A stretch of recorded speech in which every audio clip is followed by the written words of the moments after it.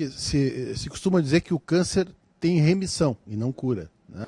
Então, o câncer, na hora que a determinação pela oncologia de cura é quando você tem um câncer, você trata esse câncer e nos próximos 5 anos ele não volta.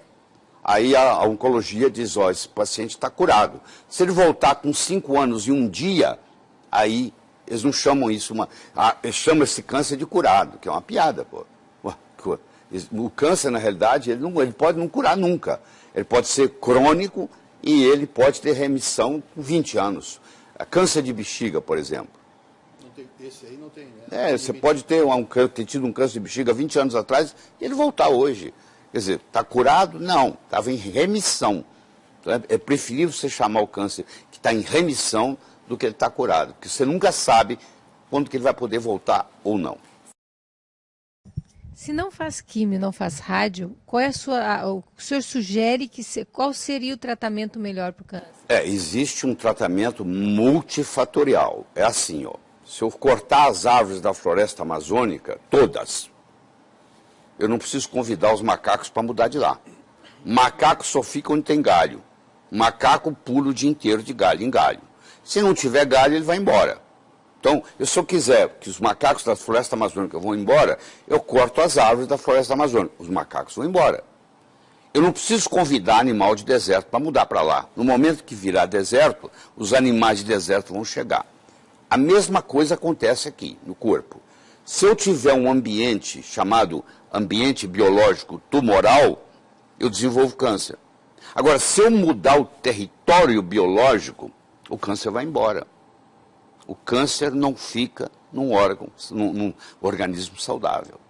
Então, o que eu tenho que cuidar? Tenho que cuidar da biologia da pessoa. Então, primeiro eu vou ver o seguinte, o que causou o câncer? Só tem 3 coisas que causam câncer, só 3. Ou sozinhas ou combinadas. Primeiro, um conflito emocional. Você vai ver que a mulher se divorciou do marido que ela achava que vivia a vida inteira e 2 anos depois ela apresenta com câncer de mama. Isso é muito comum. Eu vejo isso com muita frequência. Tem sempre um conflito. O pai morreu, o filho morreu, a mulher tem um câncer de ovário 2 anos depois, ou um câncer de mama, e assim por diante. O filho morreu, o pai tem um câncer de testículo. Então, sempre existe, nos últimos 2 anos, antes do câncer aparecer, existe um conflito emocional. Se o conflito predomina, eu tenho que tratar o conflito emocional, não adianta ficar dando remédio. Bom, qual a outra causa de câncer? É a desnutrição. Todo paciente com câncer é um paciente desnutrido. Ele tem uma desnutrição. Então eu tenho que cuidar dessa nutrição dele. Então eu tenho que cuidar da parte mental dele, psicológica, eu tenho que cuidar da parte nutricional dele e a terceira causa é toxinas, venenos.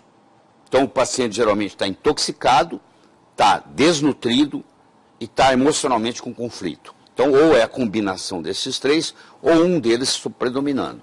Então, como é que eu trato? Eu vou cuidar da parte mental, eu vou cuidar da parte nutricional. Por exemplo, uma pessoa que tem uma alergia alimentar. Essa alergia alimentar contribui na predisposição de aparecer o câncer.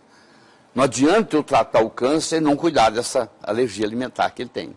Descobrir qual alimento que faz mal para eles. Vamos supor que o alimento seja glúten. Vamos supor que o alimento seja leite. Então eu vou ter que tirar o glúten, eu vou ter que tirar o leite, eu vou ter que tirar os 2. Se eu continuar dando glúten e leite, não adianta. A célula cancerígena, ela se alimenta de 2 coisas, só 2 coisas. Ou ela ingere glicose, ou ela ingere glutamina. A glutamina é mais para os cânceres de origem hematopoéticas, linfomas, leucemias. Para quem está nos assistindo e não sabe o que é glutamina, por exemplo, a gente pode dar alguns exemplos? A glutamina é um aminoácido, tá? Que vai formar o GABA no cérebro. Então a glutamina protege a parte do intestino. Só que pessoas com câncer nós devemos evitar dar para ela glutamina, principalmente se ela tem um câncer hematopoético, se ela tem um linfoma, uma leucemia, um mieloma múltiplo. Então, esse nós não podemos dar glutamina em hipótese alguma. Mas o que me interessa que mais é o açúcar, é a glicose. A célula cancerígena, e foi o Otto Warburg que ganhou o prêmio Nobel em 1931 por causa disso, a célula cancerígena ela se alimenta predominantemente de açúcar. E ela prejudica, você já deve ter visto paciente caquético, morrendo, moribundo, em carne e osso, em pele e osso, e o tumor está crescendo. O tumor cresce e o paciente está definhando. Por quê? Ele está pegando toda a glicose que tem. Então, se eu pegar um paciente com câncer e tirar dele a glicose, tirar dele o carboidrato, o tumor encolhe. Mas qual a conduta hoje? Vai no médico, o médico fala, você vai fazer quimioterapia. Doutor, e a alimentação? Ah, fica à vontade. Se fosse você, tomava até sorvete. Pode, vai lá no shopping, toma sorvete, aproveita. Quer dizer, se eu agora estou fazendo quimioterapia, que já não tem uma eficácia muito boa, a eficácia é pífia, eu posso discutir isso depois com vocês. Ah, e eu ainda vou para o shopping tomar sorvete, que é açúcar puro, então eu tô alimentando diariamente o meu câncer, se eu estou tomando sorvete diariamente. Agora, se eu arrumo uma dieta chamada cetogênica, onde o carboidrato é quase zero, o meu câncer regride. Então, o Dr. Thomas Seyfried, que é hoje uma das grandes autoridades do mundo em dieta cetogênica, ele pega pacientes com câncer, ele põe os pacientes em dieta cetogênica e os tumores vão encolhendo. Mas, infelizmente, isso ainda não chegou ao Brasil. Porque mesmo um colega médico que está nos assistindo, quando eu falo dieta cetogênica, ele fala, o que é isso? Eu, por curiosidade, eu olhei no Amazon.com, acho que semana passada, para ver quantos livros tinha de dieta cetogênica no Amazon.com. Podemos fazer um breve intervalo e começar no próximo bloco o que é dieta cetogênica? Pelo menos para ajudar quem trata câncer ou quem está sofrendo disso. Nós já voltamos, tá? Pois é, então, eu olhei no Amazon.com, até 100 livros eu contei, tá? Mas tem muito mais, porque eu fui até a página 8 e tinha até a página 100. Devia ter mais ou menos, sei lá, uns 1000 livros sobre dieta cetogênica. E o brasileiro não tem noção nem o que é dieta cetogênica. Dieta cetogênica é quando eu baixo o carboidrato profundamente e eu aumento a quantidade de gordura. Gordura é boa, porque você tem gordura ruim e gordura boa.